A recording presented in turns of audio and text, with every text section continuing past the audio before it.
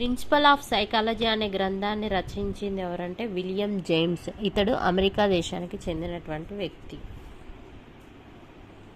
And introduction to comparative psychology అనే గ్రంథాన్ని రచించింది ఎవరు అంటే జెబీ వాట్సన్. ఇతడు కూడా అమెరికా దేశానికి చెందినటువంటి వ్యక్తి. నెక్స్ట్ వచ్చేసి ఇంటర్ప్రిటేషన్ ఆఫ్ డ్రీమ్స్ అను గ్రంథ రచయిత వచ్చేసి Sigmund Freud. Democracy and education యొక్క రచయిత ఎవరంటే జాన్ డ్యూయి. ఇతడు కూడా అమెరికా దేశానికి చెందినటువంటి వ్యక్తి.